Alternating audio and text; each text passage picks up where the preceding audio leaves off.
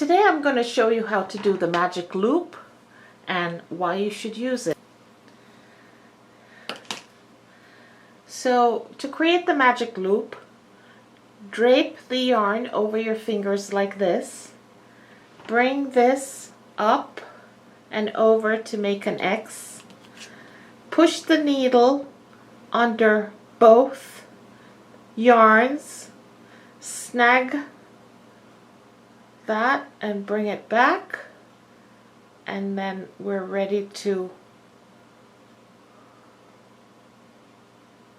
create our stitches. So here we have the loop. This is the magic loop, and we're ready to create our stitches in there. So you would say we're going to make half double crochets, 10 of them.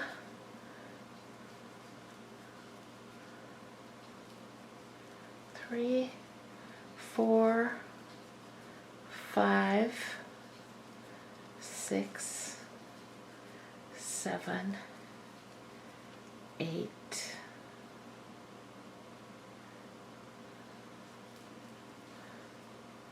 9,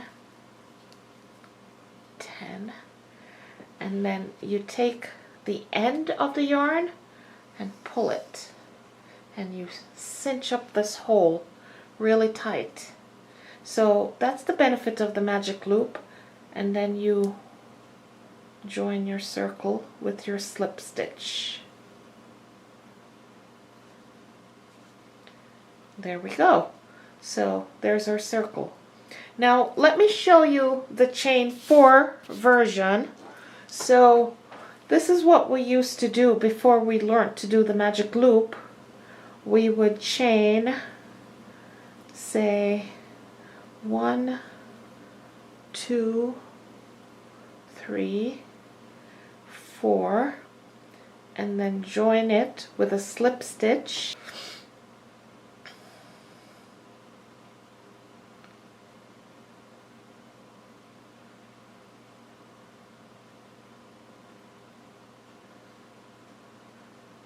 And now we're ready to work our half double crochets in there. So let me show you what it looks like as opposed to the magic loop. Okay, so 1,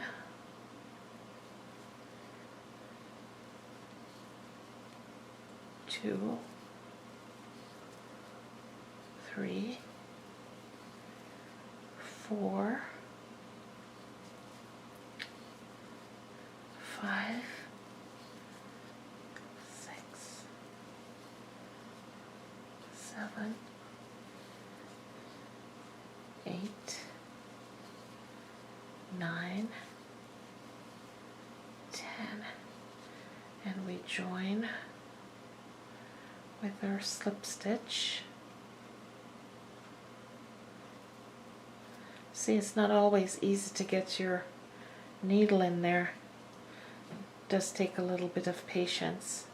So now you can't, no care how much I pull on this, it won't cinch up the hole like the magic loop. And as you can see, this hole is a lot bigger than that one. So let me show you another way that you could accomplish this. So